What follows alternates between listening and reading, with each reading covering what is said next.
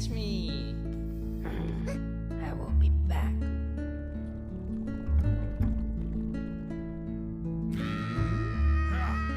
A pass. Let me see what's inside. Who are you? Ding. Hello. Yes, ma'am. Dihan ওই Get away Dihan from me. আমরা football খেলি তাড়াতাড়ি আয় football খেলতে আজকে খুব মজা হবে আয় তাড়াতাড়ি আমি আজকে খেলবো না রে তুই খেলগা আমি এখন মোবাইল দেখছি অন্য কোনো দিন খেলবো আজকে আর খেলবো না তুই এখন চলে যা আবার কালকে আসিস আজরে দাঁড়িয়ে থাকিস না আয় না একটু খেলি খুব মজা হবে বললাম তো খেলবো না যা এখান থেকে শুধু আজরে জ্বালাতে আসিস শান্তি করে মোবাইলটাও দেখতে দেয় না যা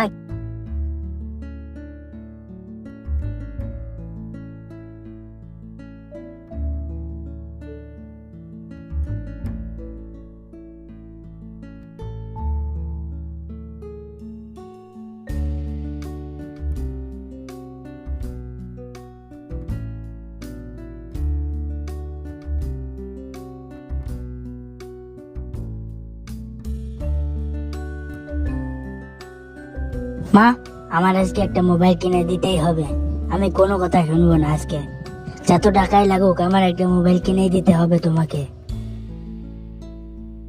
কি রে তোর আবার কি হলো তুই তো এরকম ছিলি না তুই তো মোবাইল দেখতেই চাতিস না হঠাৎ করে আবার মোবাইল দেখার জন্য পাগল হয়ে যাচ্ছিস কেন তো মোবাইল দেখা ছাড়া কি করবো এখন আমি যাদের সাথে খেলা করি তারাও তো এখন মোবাইল দেখছে না তোমাকে একটা মোবাইল এবার কিনতেই হবে কিন্তু তোমার সাথে ওদের তুলনা করতে গেলে হবে না ওরা হলো বড় লোক মানুষ আর আমরা হলাম গরিব আমরা মোবাইল কিনে টাকা পাবো কোথায়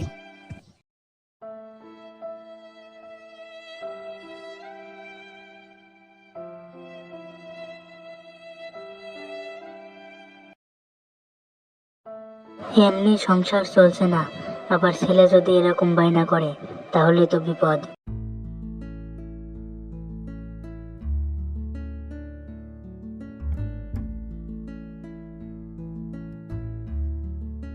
এই যে গিন্নি ধরো বাজার থেকে একটা মাছ নিয়ে এসেছি বাবা বাবা বাজারে যত দাম সবকিছুর সব কটা টাকা আজকে মাছ কিনতেই ফুরিয়ে গেল সেই জন্য অন্য শাকসবজি আর কিনতে পারলাম না এই মাছটাই আজকে রেঁধে দাও বলো কি শাকসবজি কিনতে পারো নি শাকসবজি ছাড়া মাছটা ঝোল করব কি দিয়ে বাড়িতে একটা আলু পড়ে রয়েছে আজকে কোনো রকম একটি আলু দিয়ে কাজ চালিয়ে নেব কিন্তু কালকে কিন্তু বাজার করবা এখন মাছটা দাও আর ছেলের কাছে গিয়ে দেখো কি বলে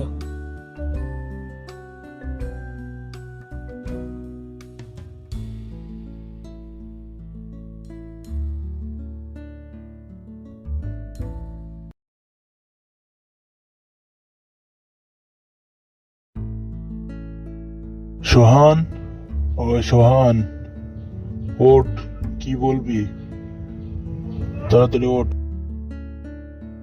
বাবা আমার একটা মোবাইল লাগবে কি মোবাইল সে তো অনেক দাম আমার পক্ষে এখন অত টাকা দিয়ে মোবাইল কেনা সম্ভব নয় তুই মোবাইল বাদ দিয়ে অন্য কিছু খেলা কর আমি এখন মোবাইল কিনতে পারবো না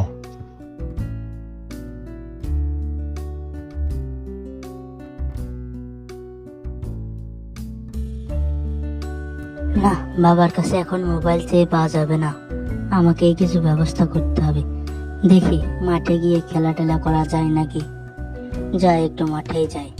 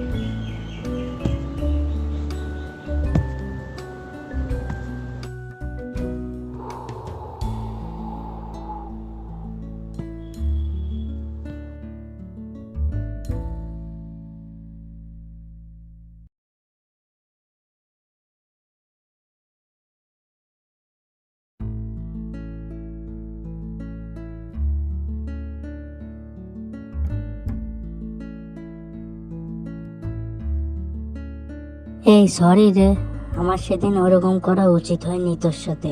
সেদিন তোর সাথে আমার খেলা উচিত ছিল। এতে সরি বলার কিছু নেই, আমি কিছু মনে করি নাই। এখন খেলবি আমার সাথে তুই? চল আমরা ফুটবল খেলি।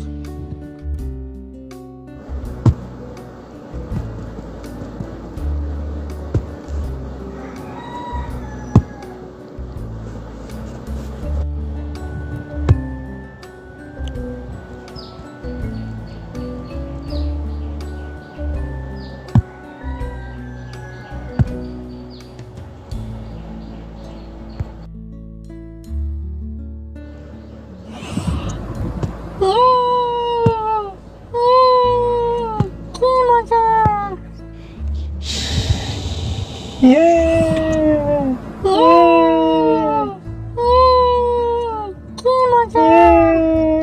কি মজা! একদিন হঠাৎ করে একটি গ্রামে রাসেল ভাই তার ঢুকে পড়ে। সাপটি একজনের বাড়িতে ফিস ফিস করে শুধু শব্দ করছিল। রাতের বেলায় তখন বাড়ির লোক সকলেই শুয়েছিল।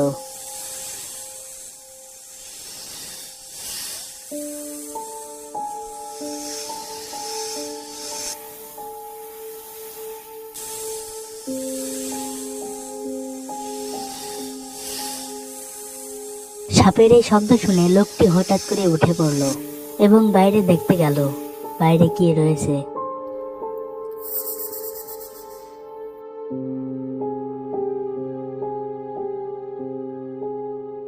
সাপটি তখনও তাক করেছিল লোকটির দিকে। অন্ধকারে লোকটি না দেখতে পেয়ে সে সাপের কাছে চলে যায়।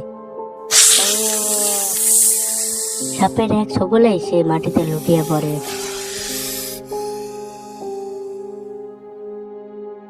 কিছুক্ষণ পর লোকটির বউ লোকটির শব্দ শুনে উঠে পড়ে এবং বাইরে কি হচ্ছে তা দেখার জন্য সেও বাইরে চলে যায়।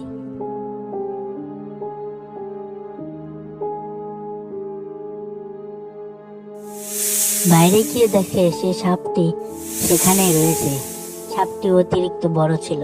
সাপটিকে দেখে সে মাটিতে অজ্ঞান হয়ে পড়ে।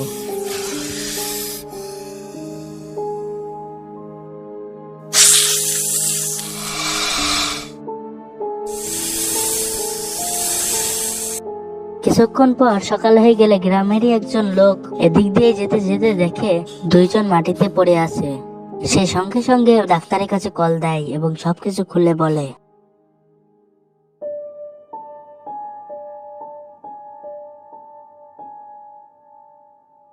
কিছুক্ষণ পর ডাক্তার চলে আসে। ডাক্তার এসে সে রোগীকে ভালো করে পর্যবেক্ষণ করে।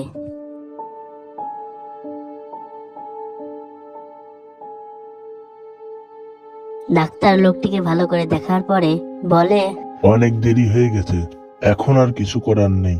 লোকটি মারা গেছে, তবে তার স্ত্রী অজ্ঞান হয়ে পড়ে। তার স্ত্রী যদি আর সাহসী হতো তাহলে লোকটির আর মৃত্যু হতো না। লোকটিকে যদি তখনই হাসপাতালে নিয়ে যাওয়া হতো তাহলে বাঁচানো সম্ভব হতো। তবে আপনি বুদ্ধিমানের মতো কাজ করেছেন। আপনি আমাকে ডেকেছেন, খুব ভালো করেছেন। কোনো ওঝাদের দ্বারা এরকম লোকদের বাঁচানো সম্ভব নয়। আর হ্যাঁ, আরেকটা কথা, রাসেল ভাইপার সাপটিকে দেখে ভয় পাওয়ার মতো কিছুই নাই। যদি আপনারা তাকে কোনো ক্ষতি না করেন তাহলে সে আপনাকে কোনো ক্ষতি করবে না।